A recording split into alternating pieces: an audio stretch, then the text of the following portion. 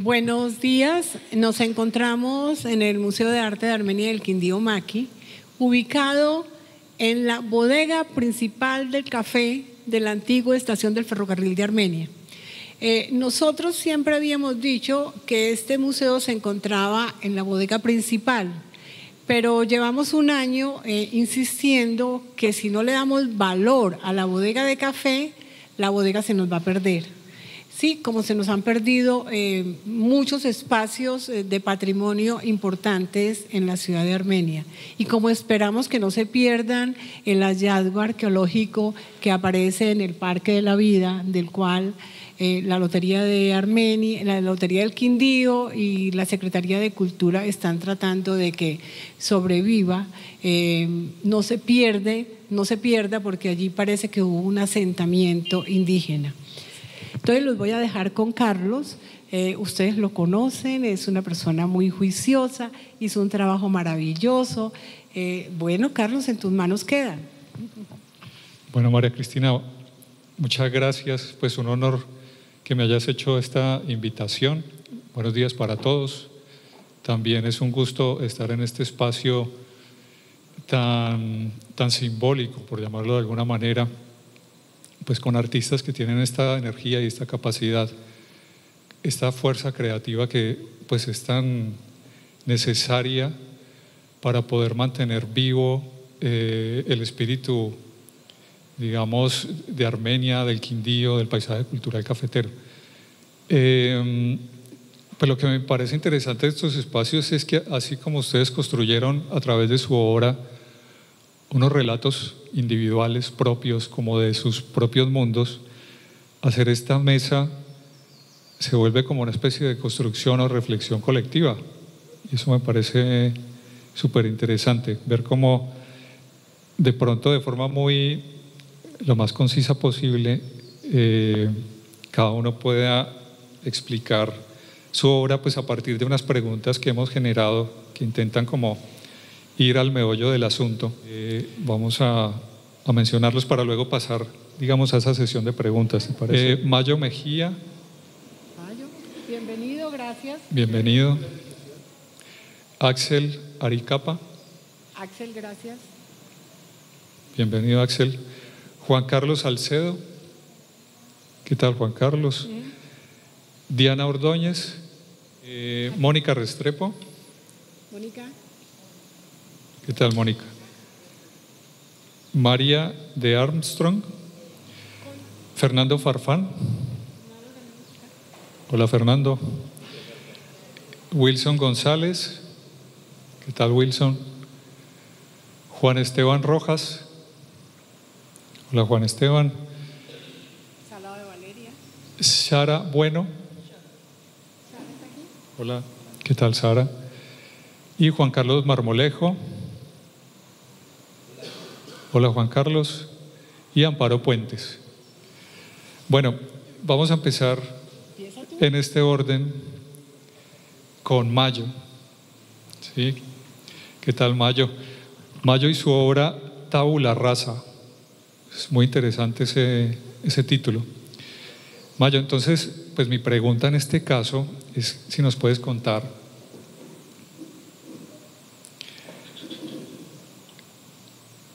cómo la máscara fucsia y los nidos frágiles se convierten en un símbolo colectivo de resistencia ante amenazas, por ejemplo, como las aguacateras.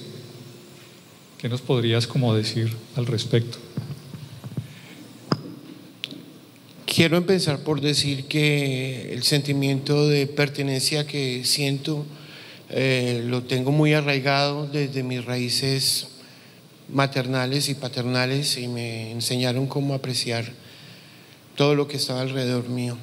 Vivir en el extranjero me dio una perspectiva diferente de lo que era el paisaje, de cómo este regalo de la UNESCO, porque es un regalo de la UNESCO, tiene que ser aprovechado al máximo para proyectar nuestra región internacionalmente, pero para también proteger ese patrimonio que tenemos, que lo estamos perdiendo. Tabula rasa, como su nombre lo significa, tabla plana, es una obra que confronta al público con su color magenta fuerte, donde despersonaliza totalmente al espectador y lo lleva a tocar esa naturaleza agreste que les cuento la anécdota. Todos esos nidos que hay en Tabula Rasa son nidos de tórtolas y pechiamarillos que han ido a anidar a mi balcón y a un jardinel que tengo en mi baño.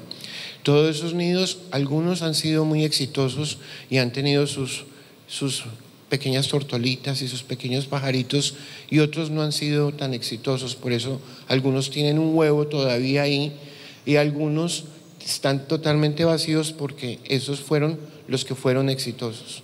También existe dentro de esta imaginería tratar de quitarnos del cliché de lo que es el paisaje cultural cafetero, de siempre interpretarlo como la chapolera y el café, lo que no significa que eso sea malo de ninguna manera. Para mí eso es parte de nuestra identidad y algo que tenemos que abrazar con muchísimo cariño y con muchísimo amor, pero al mismo tiempo tenemos que proyectar nuestra estética a otros mercados y a otras culturas. Pienso que con Tabula Rasa cualquier persona de cualquier continente se puede identificar con este proyecto de imaginación, porque la obra deja que tu imaginación vuele realizando si fue productivo ese nido, si la mariposa morfo que se vino a morir a las puertas de mi apartamento, porque está en la boca de esa figura anónima. ¿Por qué está en esa boca de la figura anónima? Porque estamos siendo secuestrados por multinacionales, estamos siendo secuestrados por mafias políticas, estamos siendo secuestrados de tal manera que este recinto en el que estamos en este momento es un recinto de la lucha en común, no solo de María Cristina, sino de todas las personas, de Amparo, de Karina, de todos los que son miembros del museo, tratando de mantener un lugar en lo que los artistas podamos mostrar, porque si los artistas no mostramos nuestra obra, el anonimato es la muerte de nuestra cultura. Gracias, Mayo. Sí, muy interesante, muy bonito y muy sugerente, especialmente el tema de los nidos, que transmite esa idea de fragilidad. Claro, y como tú mencionas, estas grandes empresas que vienen y a veces arrasan con todo, ante la fragilidad del territorio, me parece muy sugerente, muy interesante. Bueno, continuamos por aquí me hacen un pedido que por favor intentemos ajustarnos a un tiempo de 3 minutos para la intervención de cada uno. Y continuamos con César Augusto Martínez, que no había podido presentarse antes, y su obra Intemperie. Aquí me pareció muy interesante, que es donde puede surgir la pregunta, o me generaba esa pregunta, de cómo esa resignificación de esas tejas viejas y del musgo vivo, de alguna forma logra capturar la memoria del progreso cafetero, pero a su vez de la fragilidad del actual PCC. ¿Qué nos podrías decir al respecto, César? Buenas tardes para todos. Sí, realmente, pues fuera de la pertenencia al territorio y el habitar y convivir con él diariamente, pues digamos que ante la convocatoria y la invitación que realizó el Museo Maki a pensar o a repensar el PCC, pues me generó una cantidad de inquietudes. Lo primero que hice fue como irme a mirar algo de bibliografía, y en el libro del PCC escrito por el Ministerio de Cultura hacen un señalamiento y un derrotero de cuáles son como las principales amenazas que tiene el PCC. Entonces, sobre eso ya, y haciendo uso de mi práctica tradicional, que es trabajar con objetos encontrados, pues realizo una propuesta que básicamente consiste en la recolección de, en este caso, para esta obra, 4 tejas pertenecientes a esta antigua estación en La bodega que tienen al frente, enseguida de Corpocultura, tenemos una estética fractura en el techo y se están cayendo las tejas y eso está en un estado de deterioro horrible. Entonces, el proceso inicia con esa recolección de ese material que, si lo puedo decir así, está cargado como de una nostalgia terrible y el hecho de irlo a recoger, pues no quiero ser dramático, pero implicaba un riesgo. De hecho, entrar en este momento a ese sitio implica un riesgo y ese mismo riesgo fue el que traté de trasladar conceptualmente a esas tejas. ¿Por qué son valiosas esas tejas? Porque pues mi planteamiento lo hago desde la memoria. Esta antigua estación fue símbolo de progreso, de pujanza,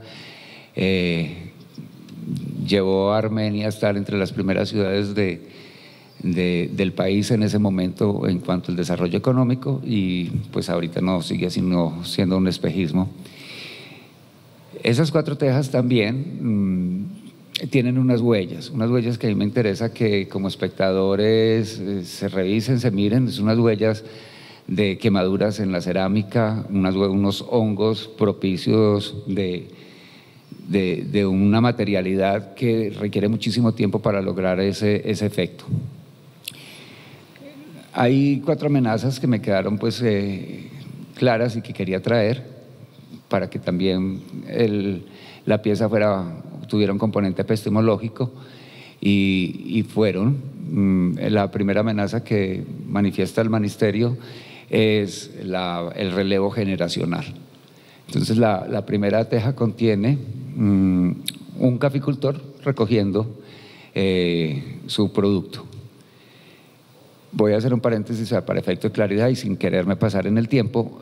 Esas figuras que ustedes van a ver están construidas en cemento, porque el cemento es un símbolo del riesgo que está corriendo el paisaje cultural cafetero. Lo traigo como un detonador de progreso, lo que entendemos como progreso, y lo incorporo a cada teja. Entonces las imágenes están construidas en cemento, como les decía, la primera habla del relevo generacional, cosa que las personas que estamos cercanas al campo sentimos, sufrimos y vemos todos los días la dificultad para conseguir quien trabaje en las labores agrícolas.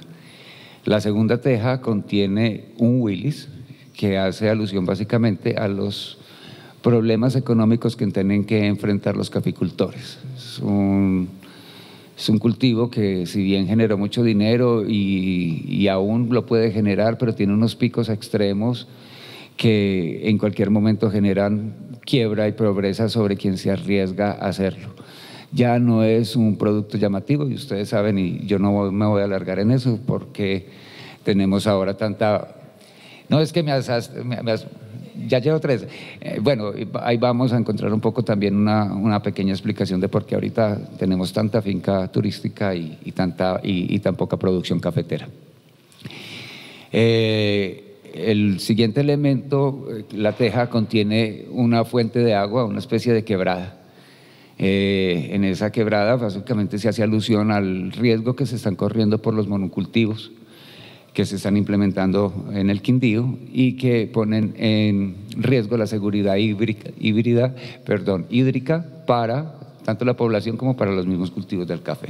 Y por último cierro con una alusión a una casona de tipo de construcción o de arquitectura tradicional, que es el otro elemento que se encuentra en riesgo, entendiendo el PCC como una cultura viva e integral. Y finalmente pues cierro diciendo que están intervenidos con musgo, nada tan creativo, solo cuestión de observar. Si ustedes tienen alguna vez la posibilidad de subir a la terraza del edificio del frente y miran las tejas de enseguida, han construido musgo. Eso lo traigo como elemento de fragilidad, pero como elemento de resistencia. Y digamos que es el elemento más importante para mí en la obra, porque la conservación de esa obra implica riego permanente. Los musgos son unos líquenes que se sostienen en el agua, que se sostienen por efecto del agua.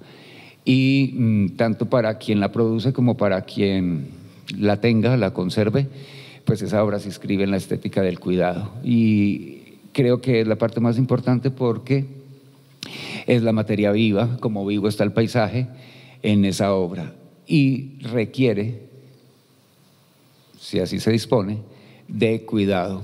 Y el cuidado me parece a mí que no se hace sino con acción. Y en ese momento creo que la obra se activa plenamente porque siento que el arte tiene que hacer una invitación, y yo busco esa metáfora, no solo a observarse y aprender de él, sino a asumir acciones, como acciones debemos asumir o estamos asumiendo las personas que pertenecemos a este fabuloso PCC. Muchas gracias y disculpen extenderme. César, muchas gracias, muy interesante. César y su obra Intemperie. Entonces continuamos con Axel. Axel y su obra Herbarios Pseudo-Identitarios, ¿sí?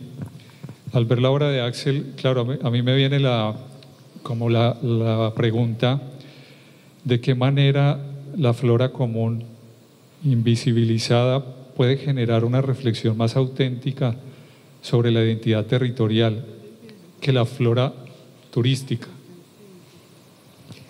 Buenas tardes a todos, creo que ya buenas tardes, ¿cierto? Sí.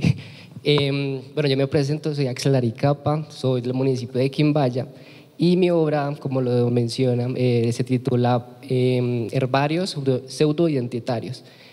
Consta de 3 momentos, esos 3 momentos hablan sobre todo de cómo hemos construido o deconstruido nuestra identidad a partir de nuestro territorio. Desde que nosotros, o bueno, desde que se dio la declaratoria de la UNESCO como Patrimonio Cultural Cafetero, todas esas actividades formaban parte de la cotidianidad. Eran realmente las actividades que se ejercían en el territorio.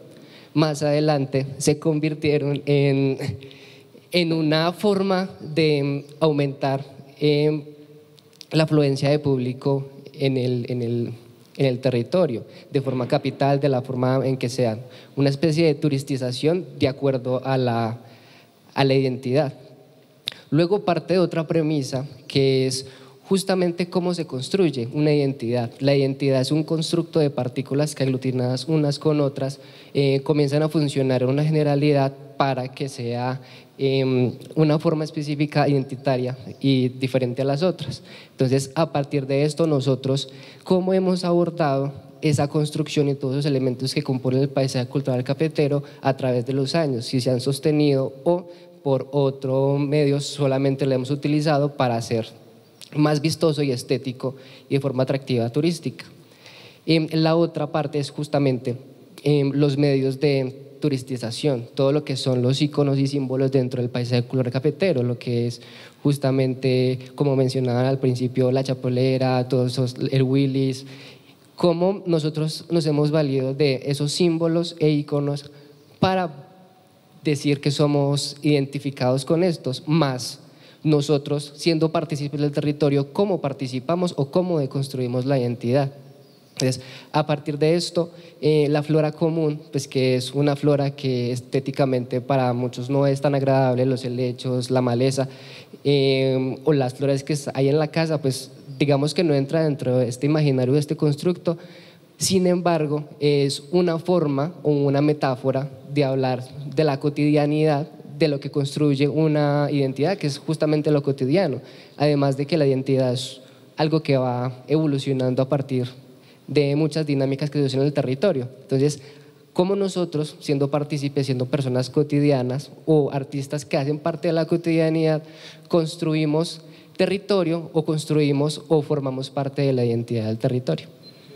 Bueno, sigamos con Juan Carlos Salcedo y su obra El Comensal. Juan Carlos, bueno, al mirar tu obra a mí me surgió una inquietud que es cómo el humor grotesco del pastelazo logra que el espectador cuestione la codicia y el consumo inconsciente del territorio.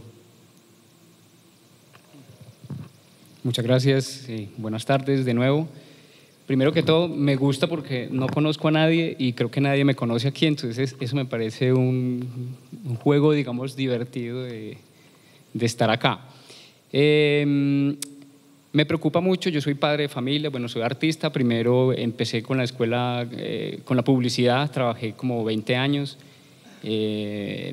luego me atreví a lanzarme al ruedo del todo porque pues me sentía un poco como, a inquietarme un poquito por lo que pasa alrededor y lo que nos pasa a todos y el paisaje sobre todo. Ya después tuve familia y ya me empezó a inquietar un poco más lo que sucede pues con los territorios. De hecho, no hay mucho pues como de dónde explicar. Venía de Pereira ahorita en un autobús y simplemente yo repasaba las preguntas y no, simplemente este recorrido que yo hago aquí se ve todo, ¿verdad? Se ve edificios, se ven casas bonitas, se ven casas que no son bonitas, o sea, pero ¿quién se devora a quién o quién mira a quién? Si el paisaje, si yo miro el paisaje lo vivo o el paisaje me está mirando y yo cómo estoy tratando ese paisaje. Es como, yo creo en Dios, no creo en las religiones, pero creo en Dios. Nos pusieron esta mesa todos aquí, venga, estén ustedes acá, están aquí en la mesa, les damos todo, la comida, el abrigo, el sol, la luna, la noche, el día, todo. Y entonces empezamos desde la época primitiva pues a conocer, ¿cierto? Como empieza uno, arranca uno a conocer y a mirar y cada vez como a recorrer más y a recorrer más y esto se va creciendo y se va creciendo. Ya hablando de la obra, yo en Pereira hice una serie que se llama Ciudad Viva y fue esa preocupación precisamente de personajes de la ciudad que fueron parte de la historia y se han ido perdiendo y muchas partes se han ido olvidando y digamos como se han borrado un poquito de las historias oficiales. Entonces esa preocupación me empezó a llegar desde allí y ya digamos como y la ciudad creciendo de una forma digamos como organizada pero en unas partes no tan organizada, como unas competencias que siempre nos han enseñado como a competir y a competir desde niños, que el primer puesto, que hizo la bandera, no hizo la bandera, que si sacó 5 es mejor y si sacó 2 es malo. Entonces todas esas cosas me llevan a reflexionar sobre cómo nos estamos consumiendo el paisaje, cómo las grandes empresas, no estoy diciendo que ser empresario sea malo ni nada, sino que hay gente que desconoce que hay un calentamiento global y eso se ve, o sea, hoy todos los días lo vemos y hay gente que lo desconoce. Y con el cuento de la minería, con lo de la minería, hay muchas cosas pues que llegan y arrasan y es solamente como el cuento de la codicia, lo que hablábamos que nos dieron esta mesa y esa mesa se desbordó. Entonces hay un personaje que empezó a devorar tanto y tanto ese paisaje y otra persona que digamos lo vio. Ya voy a terminar, otros 6 minutos. Se lo está devorando y llegó alguien, pero eso sí fue algo digamos espontáneo. Yo no pensaba ponerle el pastelazo. O sea, yo estaba probando un nuevo producto que era una resina plástica y yo empecé a enmascarar allí y ya después salió el personaje. Yo hago boceto digital y yo después, en este caso, porque hay unas partes espontáneas, pero en este caso sí fue pues como muy estudiado. Como vengo de la publicidad, entonces digamos que armé como un afiche. Es como un afiche publicitario mostrando que alguien se está devorando el paisaje y lo que puede pasar alrededor si se lo devora todo. Es simplemente, y yo que no estoy de acuerdo con eso, pues le echo el pastelazo como para meter el humor, meterle como el tema serio, pero que también el humor, digamos que es cosa seria y es delicado. Y digamos que de esa escuela publicitaria, como tratando de llamar la atención en ese aspecto. Ya, pues como es. Gracias. Carlos, muchas gracias. Yo quisiera decir una cosa. Esta mesa es importante porque aquí se nos están acercando artistas que no llegan al Quindío, que no conocemos el Quindío, pero que son muy importantes en lo que es el mapa del paisaje cultural cafetero, que ustedes más tarde lo van a tener en la otra mesa y van a poder jugar con él. Gracias. Excelente. Y un mapeo también de artistas del paisaje cultural cafetero. Muy interesante. Vamos con Diana Ordóñez. Diana y su obra Sudario Verde. Espérate. Te quería preguntar cómo la videoinstalación del paisaje oculto y el cemento cuestionan la conversión del PCC en un fetiche de especulación.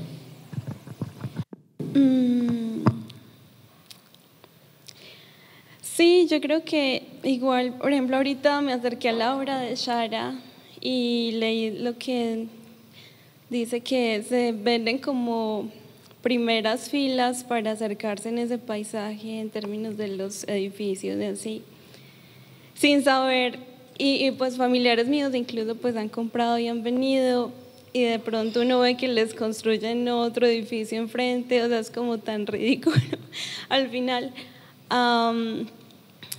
Y digamos, esta obra realmente trataba más de mí pensando, no fue directamente pensando en el paisaje cultural cafetero como tal. De hecho, yo pensé mucho si enviarla o no a esa convocatoria, porque esa obra nació más en un momento en el que yo estaba leyendo cosas sobre el alma y pensando que mi obra siempre ha tratado como yo de ponerme en la perspectiva del paisaje hacia nosotros, como entendiendo el paisaje como no solo el humano, pues, o sea, la parte natural.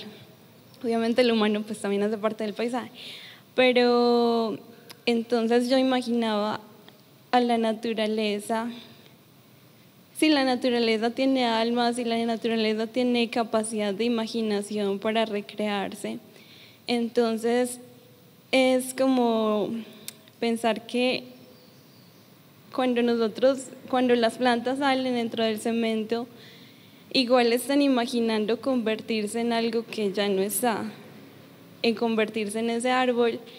Entonces la obra trata más como el general de la capacidad de la naturaleza de imaginarse y de recrearse otra vez.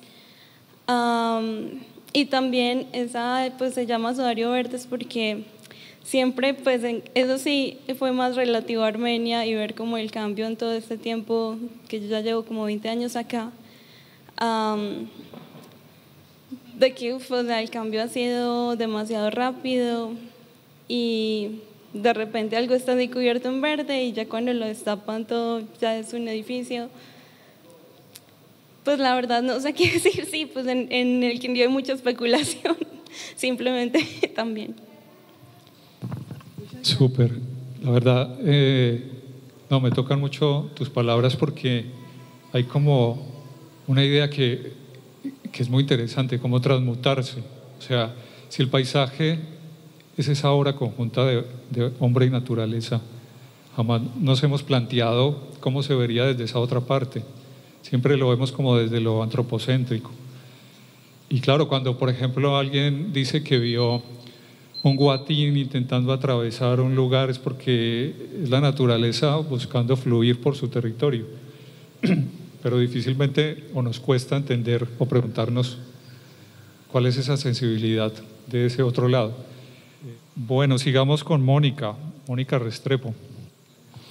Bueno, cómo la simbología de lo cotidiano, casas, vehículos, hechizos, logra evocar el ensueño y la pertenencia en el imaginario del PCC. Wow. Hola, muchas gracias. Esto es una obra muy sencilla y pues les cuento aquí que básicamente lo mío, más que una búsqueda, es encontrar. Yo estoy abierta a lo que está ahí. No solo fuera de mis sentidos, sino dentro de mí y dentro de todos. Todos los que estamos acá hacemos parte de este paisaje y dentro nuestro hay un paisaje bello. Y en la obra me llamó mucho la atención, yo soy muy de caminar y me encuentro cosas y solo las observo, disfruto y veo qué pasa conmigo ahí. ¿Qué está pasando conmigo? ¿Qué fue lo que vi ahí? La parte del lenguaje de este carrito de cremas, de solteritas, me hizo pensar en un lenguaje muy metafórico en nuestra región. El hecho de que alguien que no es de acá lea solteras, casadas y cremas, o sea, ¿dónde pone las cremas? Yo me elegí cremas, ¿no? Dije yo ni soltera ni casada, crema, bueno, está bien. Entonces me pareció muy curioso, lo hice pintura es lo mío, yo trabajo más pintura hace mucho rato y disfruto mucho pintar, es esa conexión. Y no importa si es un carrito, un vehículo, si es algo abstracto, ¿sí? No le pongo límites. Entonces lo que en la pintada de cada rin iba pensando en esta parte ambiental. Este carrito que lleva las cremas es supremamente ecológico, ellos no consumen, y en eso se transportaba mucha gente, entonces pensé en lo que eso significaba para mí, para el ambiente, y ese encuentro que tuve con esa imagen fue lo que hizo que lo desarrollara. ¿Por qué lo integré al paisaje cultural cafetero? Porque estos vehículos hechizos incluso son un mensaje para nosotros medioambientales, ellos no, casi ninguno. Ahora es que usan los carritos de crema que tienen un motor que genera mucho humo, pero estos son a pedal. Entonces pensé en el señor, en ese carro estacionado, posiblemente entró al baño y lo dejó ahí. Ocurren en nosotros los artistas un montón de cosas que en el momento de expresarlo es incluso difícil hablarlo. Esto, conversarlo es distinto, entonces lo que hacemos es propiciarnos un espacio para generar una imagen o sin conceptualizar más allá de eso, porque es que el sentir va más allá del concepto. Entonces pensé en nuestro lenguaje, nuestras metáforas como paisaje, nuestra movilidad en el medio, en todo lo que somos que nos integra a eso y aún así dentro. Entonces, nada, fue un simple encuentro que salió de esa manera y ahí está. Gracias. Gracias. No, muy interesante, solo para decir algo, a mí me evocó la infancia, o sea, de entrada me pareció como un filtro o un artefacto que contaba una historia, o sea, me transportó, de alguna forma me pareció tierno y además bello compositivamente, a pesar de ser algo figurativo, transmite muchas emociones, además de mi gusto por las solteritas. Pero pues si uno lo quisiera vincular, aquí me estoy inventando otras cosas, por ejemplo a los atributos del paisaje cultural cafetero, más allá de su intangible y la gastronomía. Claro, ¿dónde jugaba uno cuando era pequeño? En la calle. Hay un atributo del paisaje cultural cafetero que se llama el patrimonio urbanístico, que tiene que ver con esa configuración reticular de las calles en terrenos montañosos. Eso es una locura porque es poner algo muy geométrico en un terreno muy escarpado, pues de montaña. Claro, me imaginaba el carrito transitando, a lo mejor tocando la campanita, los niños acercándose, y ahí hay como una evocación muy interesante de todo lo que ustedes pueden generar en las personas, que es impresionante. Bueno, gracias, Mónica. Sigamos con Laura Salcedo. Entonces, hola, Laura. La chapolera. Además de la fusión entre mujer y paisaje, ¿cómo la inclusión de la realidad aumentada complementa la herencia indígena con la vida contemporánea?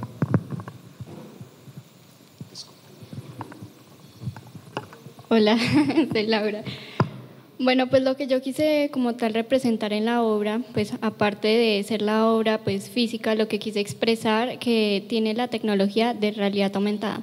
Pues lo que yo quiero dar como mensaje, primero que todo con la obra, es como tal hacer esa representación y seguir manifestando esa importancia que tiene la mujer cafetera en todo, pues o sea, nuestra evolución. La mujer es muy importante porque ella tuvo mucho impacto como tal, como la mujer chapolera precisamente, esa mujer fuerte, esa mujer que se encargaba de todas esas tareas, esas labores. Pienso que es muy importante seguir manifestando como que esa mujer tuvo realmente un impacto en la historia. Bueno, aparte de eso, yo entonces mis obras, pues además de representar lo que es el empoderamiento femenino, lo que es la mujer, quise implementar lo de la tecnología pues de realidad aumentada, porque pues ahora último la inteligencia artificial se ve como algo pues malo, algo que nos puede afectar. Nosotros como artistas pues hay muchas personas utilizando esa herramienta y se manifiestan como que esto nos va a quitar nuestro lugar, lo manifiestan como que esto nos va a derribar como artistas. Y lo que yo quise hacer con esa inteligencia artificial fue tomarla como un producto que nos pudiera, pues como tal, no como algo negativo, sino como algo para transformar, algo bueno. Entonces lo que yo hice fue darle como esta vida, este movimiento con la realidad aumentada de la inteligencia artificial sin perder todo el proceso artístico como tal. Súper. Sí, esa exploración con la inteligencia artificial me parece que es todo un campo por explorar y que vale la pena hacerlo. O sea, de hecho, es un reto hacerlo. Fernando Farfán, bajo el cálido abrazo del sol. Además, eres ingeniero agrónomo, ¿cierto? Sí, señor. Excelente. Vale, Fernando. A mí perdona, sí, yo claro. ahí te planteo pues como mi inquietud respecto a tu obra pues, y a tu perfil como artista, y es cómo tu obra de esa pintura al óleo logra transmitir esa dimensión espiritual y ancestral del oficio cafetero. Correcto. A ver, para poder enmarcar mi obra en el PCC, para poderla entender, para poder entender el mismo paisaje y llevar un mensaje, pues primero yo creo que tuve que desescalar el mismo paisaje cultural, ¿cierto? Porque veo que tiene tres componentes, ¿cierto? Y aquí lo escriben muy bien en la hoja que nos pasan esta mañana, y el primer componente es el cultivo en sí. ¿Cuál fue su origen? El café lo traen los curas jesuitas a Colombia hacia 1720.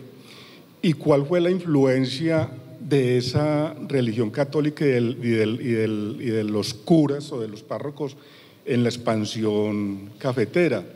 Estos curas tenían como penitencia a los feligreses, en vez de ponerlos a rezar, a pagar una penitencia o algo parecido, era sembrar café. Y de esa manera se logró una expansión significativa del cultivo, básicamente norte de Santander, por donde ingresa el café, y luego se extiende hacia Cundinamarca, Tolima y Antioquia. Esto posteriormente deja de ser una actividad netamente económica y de cultivo, empieza a interactuar ya con otros aspectos que tienen que ver, por ejemplo, la arquitectura, el lenguaje, la gastronomía, los saberes culinarios, y se crea toda una cultura.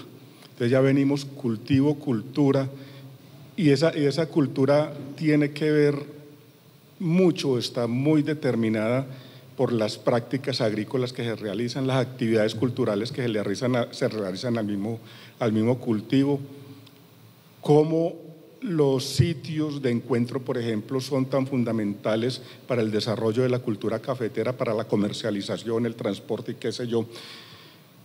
Y finalmente interaccionan con el paisaje, con el ecosistema, con el ambiente, con las aguas, con la conservación, con la ecología, todos estos elementos que finalmente llegan a que se declare todas estas interacciones como paisaje cultural cafetero.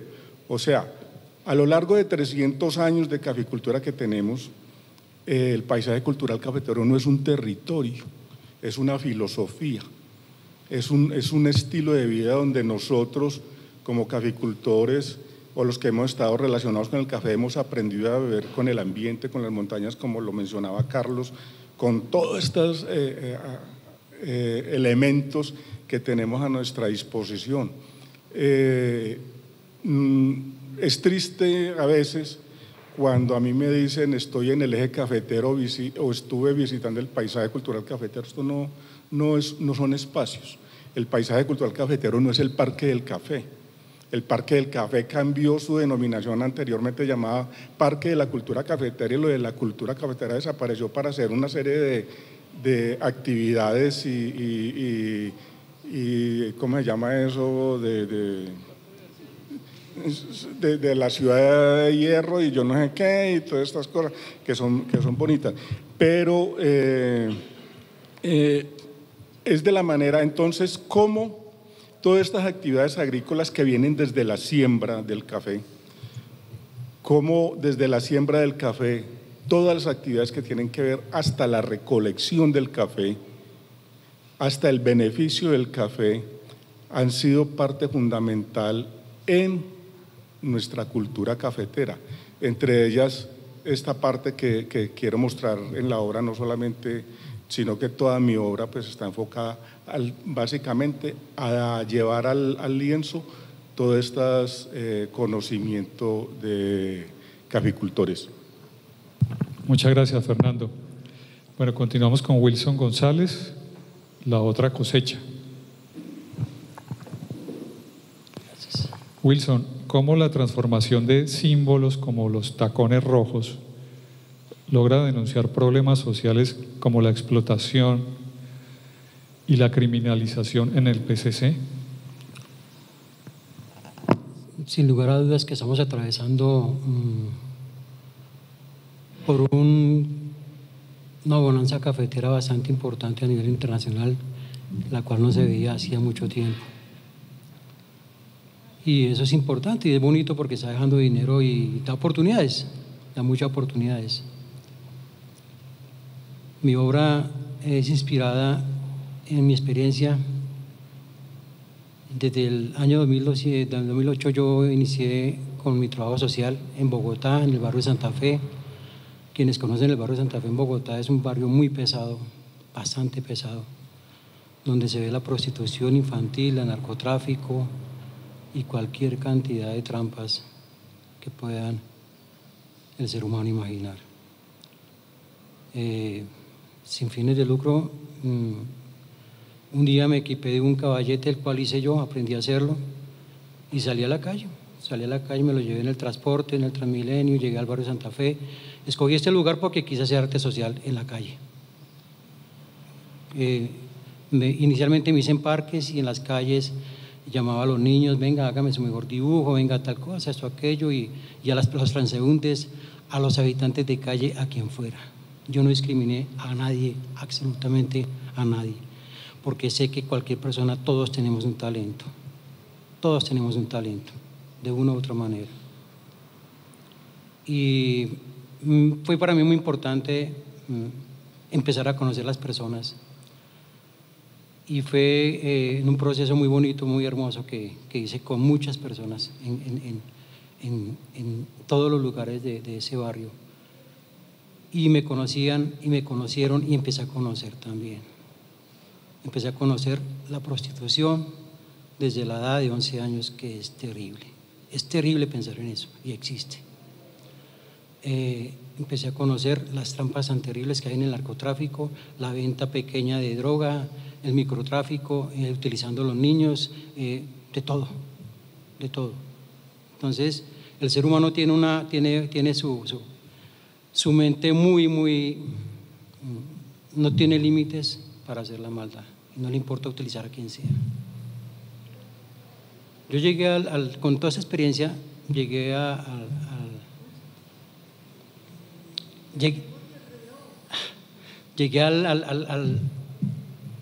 paisaje cafetero, llegué hace 6 años, y hace 3 años estoy vinculado en las cárceles. Villa Cristina y en la cárcel de Montenegro del CAE La Primavera, de adolescentes varones. Niños de 14 años que apenas están madurando su niñez, y con unas infracciones terribles, unos delitos terribles. En la cárcel de mujeres también, pero todo eso es una expectativa de que se crean los hogares cuando no hay oportunidades. Y lo que yo he querido es precisamente, con mi experiencia, crear esta obra que se llama La otra cosecha. No es el café, no es el platanal, no son las bananeras. No, mire, es la explotación tan tremenda que existe en estos hogares cuando no hay oportunidades, cuando existe hambre, cuando no hay un líder. Papá se fue, mamá se fue, mis padres se fueron, quedé sola, quedé solo. Empecé a consumir droga, inicié con el pegante a los 12 años, a vender mi cuerpo a los 12 años. Historias que he encontrado en las cárceles y en esa cárcel, de mediana seguridad, no entran delitos tan fuertes, pero unas historias muy terribles, muy terribles. Estoy dando clases cada 8 días, los días jueves. Ellas ansían, me dicen que ansían que llegue el día jueves para yo poder darles la oportunidad de compartir mi talento. Y ahí voy. Y quise expresar en esta obra eso.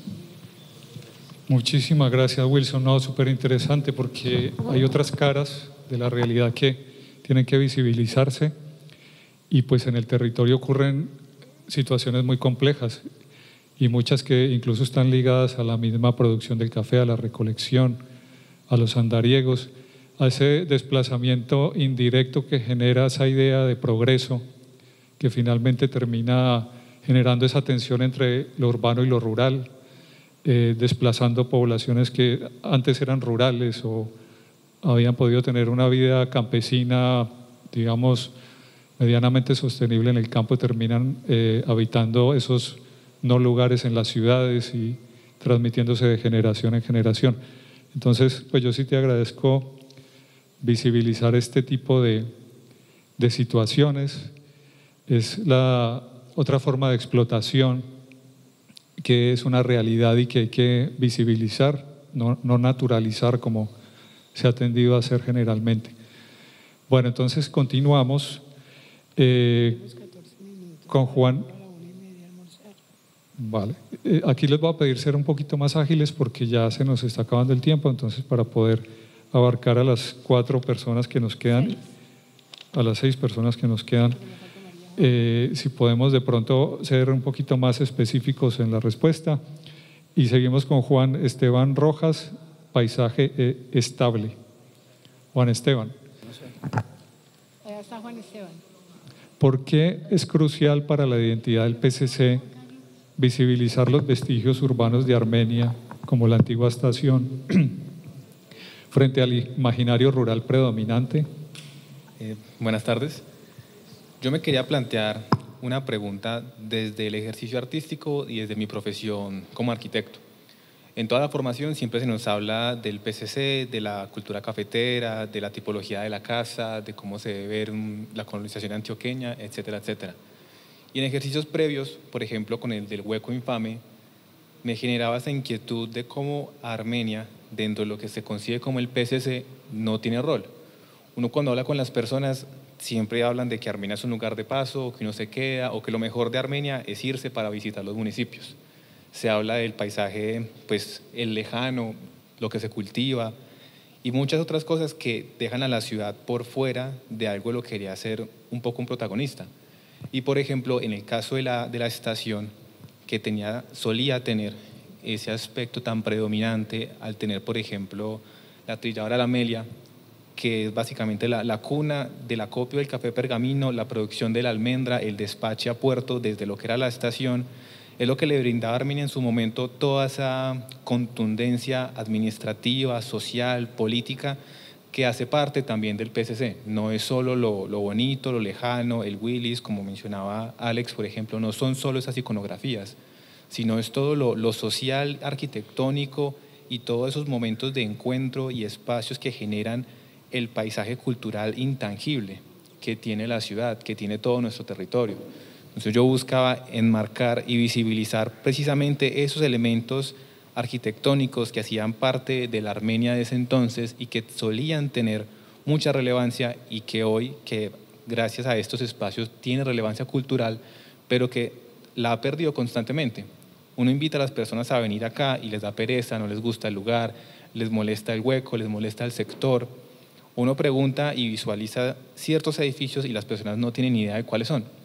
Entonces, en la obra denominada Paisaje Estable, tomé todos esos elementos característicos del patrimonio cultural cafetero que se están perdiendo constantemente. Casas que solían estar en el centro, que son muy bonitas y que ya quedan 2 o 3. En el caso de la pieza, visibilicé la casa del bar del pescador, que es de las pocas que quedan con ese índole de colonización antioqueña en el centro de la ciudad. Pero el resto de elementos se están perdiendo constantemente y Armenia, pese a que ella tener mucha relevancia en toda esta discusión del territorio y del paisaje, se pierde constantemente. Y como arquitecto y como artista me parecía importante dar ese mensaje de todo lo que estamos dejando de visibilizar, de que estamos perdiendo por no darle su debida relevancia y que como artistas tenemos casi que la obligación de expresar un mensaje y de visibilizar y darle la correcta importancia de estos espacios. Gracias, Juan Esteban. Muy interesante ahondar sobre estos temas urbanos. Sara Bueno, creer en crear es su obra. Sara, ¿cómo el uso del café de pasilla y la fotografía de proyectos inmobiliarios ofrece una mirada crítica al PCC más allá de la postal turística? Bueno, buenas tardes. Primero que todo, pues muy contenta de estar acá con ustedes y también pues darle las gracias a Amparo por el montaje de mi obra. Mi obra Creer en Crear nace primero pues de un poema que titulo pues con este título. Y bueno, digamos ahí narra como esa persistencia del crear a pesar pues de la fragmentación del paisaje, de las problemáticas que a diario vemos en nuestra ciudad, ¿cierto?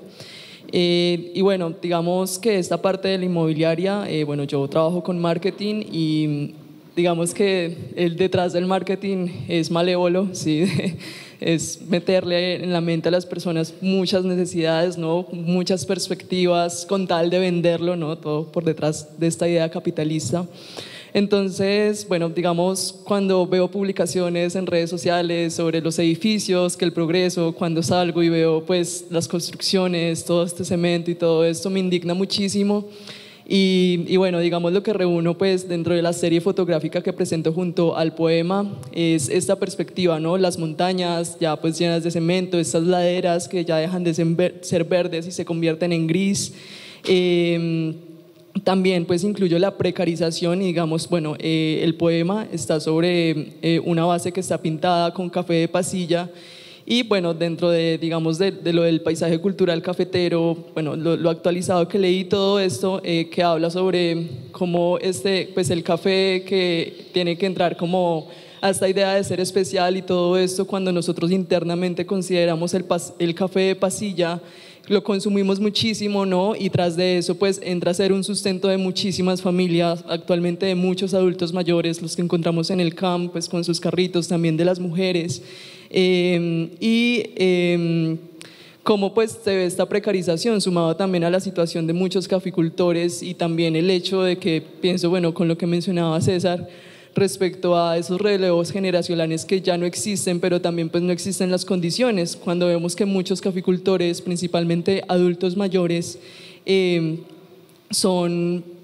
pues andan con su casa al hombro básicamente y pues terminan como en este tipo de indigencia, por así decirlo. Entonces, bueno, digamos con esta parte inmobiliaria pues me indignaba mucho pues ver estos proyectos con lemas como el mar verde del Quindío o el paisaje en la puerta de tu casa, ¿sí?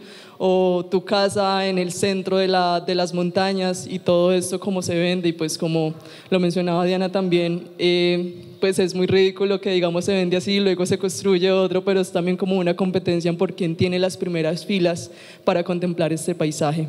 Entonces, bueno, es eso. Muchas gracias, Sara. Muy interesante esa reflexión de cómo el sector privado, digamos, se apodera del concepto para ese beneficio particular, de un concepto que en principio corresponde a una idea de interés general, de patrimonio, pero que realmente quienes se lo apropian, esto de vivan el paisaje cultural cafetero, compren el paisaje cultural cafetero. Claro, y me venía esa analogía que propones con el café pasilla, de si tenemos ciudades excelso o sectores excelsos y sectores pasilla, como que empieza a volverse el territorio una especie de clasificación un poco perversa del territorio que habitamos. Bueno, sigamos con Juan Carlos Marmolejo y su obra de la serie Oropel. Juan Carlos, ¿cómo el galón de plástico, yuxtapuesto con el paisaje, denuncia la contaminación y el enfoque mal utilizado del turismo en el Quindío? Pues vea, mi obra es una preocupación. Mantengo muy preocupado cómo el plástico nos invade a diario y no hay una norma que diga que contamina. Si usted compra una bolsa en 200 pesos, no contamina, pero si coge la bolsa, está contaminando ¿sí? Es un imaginario que nos han vendido. También mi preocupación es cómo nos han vendido una idea de progreso que es el cemento, lo que hablaba ahorita la chica, sabiendo que para mí la idea de progreso es vivir en paz con la naturaleza. Muchas gracias, Juan Carlos. Bueno, continuamos con Jamie Cadena. Su obra Raíz de Vida. Jamie, ¿cómo esta obra abstracto-figurativa logra fundir el cuerpo de la mujer campesina con el paisaje como símbolo de fuerza creadora y resiliencia? Buenas tardes a todos y le agradezco mucho a Cristina por esta oportunidad. Mi obra en sí trajo el abstracto figurativo y el abstracto en sí. Plasmo la mujer acá porque la berraquera, la dignidad, una mujer madrugadora, luchadora, que trabaja la tierra, sus cultivos para poder subsistir el día a día. Plasmo también la naturaleza, las flores, los pájaros. Esta es una obra que es de imaginar el espectador. Es una obra que lo lleva a uno a un tiempo distinto al mismo momento. Amparo Puentes, y tu obra Origen. Bueno, Amparo, quería preguntarte, en tu descripción mencionas el PCC como una construcción afectiva. Si pudieras contarnos para ti cuáles son esos afectos en torno al PCC, ¿qué nos podrías decir? ¿Qué sientes o cómo podríamos vincularnos afectivamente al PCC? Mira, es tan simple la obra. Si yo te cuento cuántos años tiene esa obra, tú no habías nacido. Tiene más de 30 años. Mi pasión siempre ha sido la pintura, sino que debido a mi ocupación profesional me lo impidió. Fui funcionaria pública 27 años en un cargo duro para una mujer.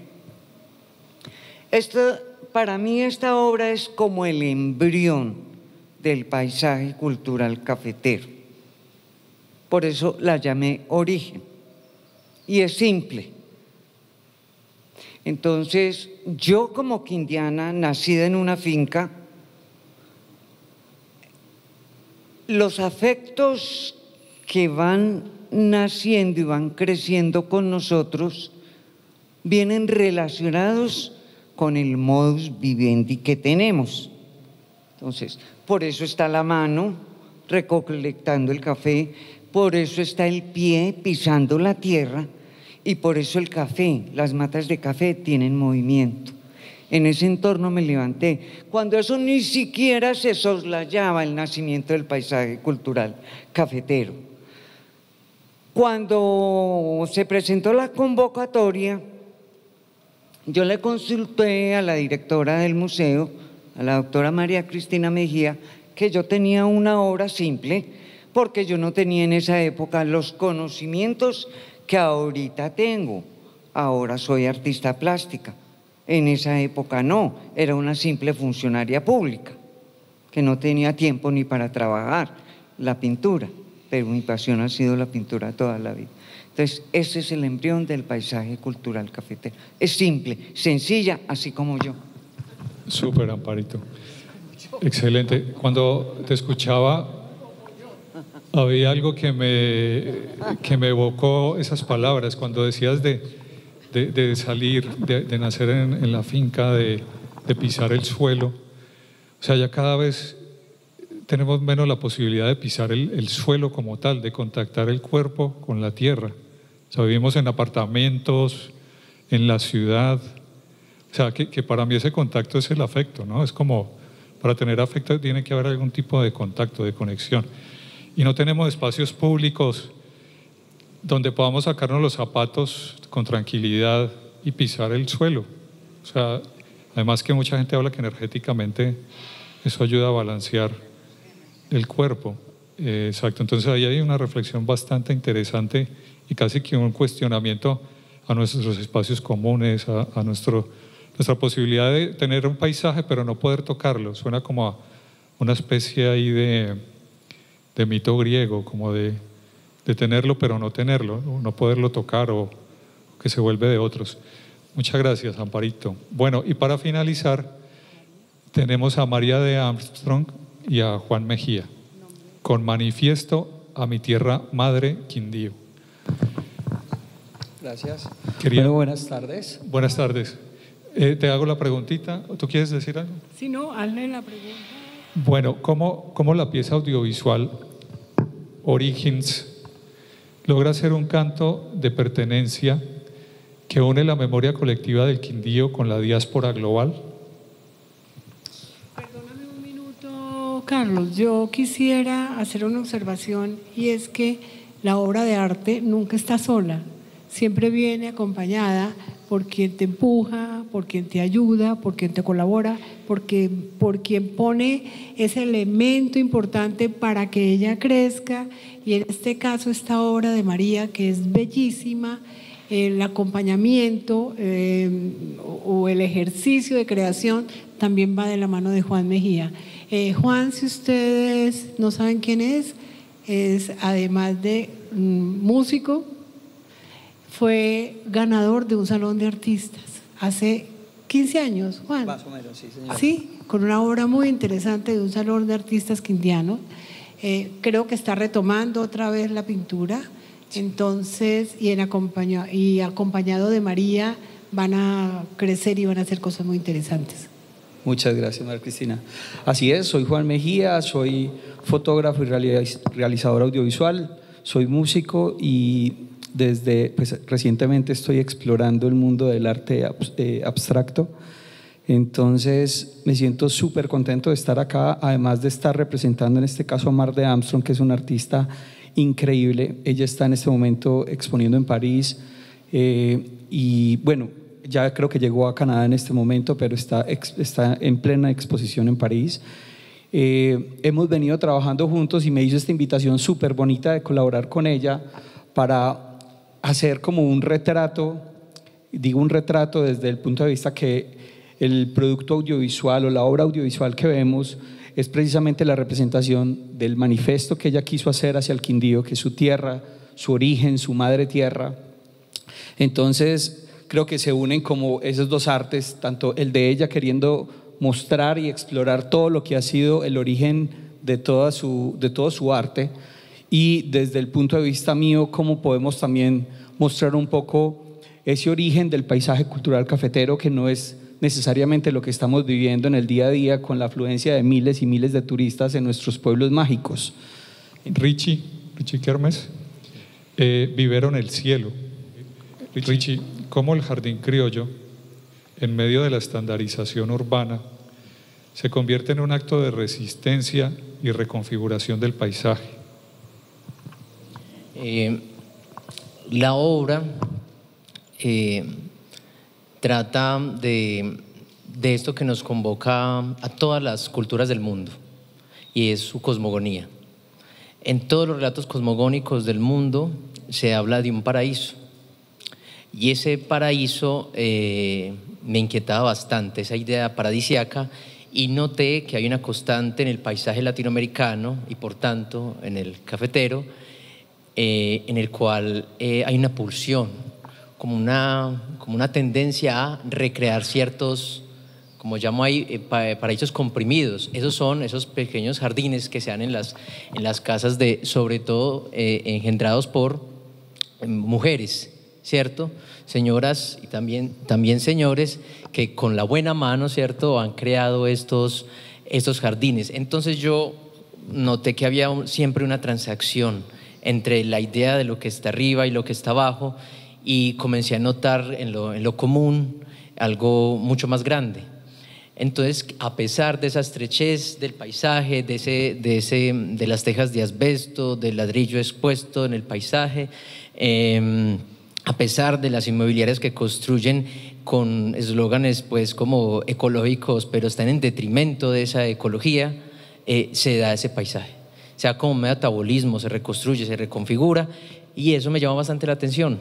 Entonces esa pieza que está allí hace parte de un proyecto de investigación-creación e intento como generar esa metáfora, ojalá sea asertiva, en la cual notemos que ese pequeño espacio es un paraíso, y es un paraíso en todo el sentido de la palabra. Ahí está condensado toda la historia de toda civilización humana, toda cosmogonía se relata y se escribe con la biología, con otras especies, y en esas estoy muy de acuerdo con la compañera Amparo, que está ahorita, habla que ustedes, el preludio fue como un paisaje afectivo, y es así, es enteramente afectuoso, es desde lo afectivo donde se engendra el paisaje, desde donde se puede mirar y donde se puede, digamos, repensar el paisaje. ¿Listo?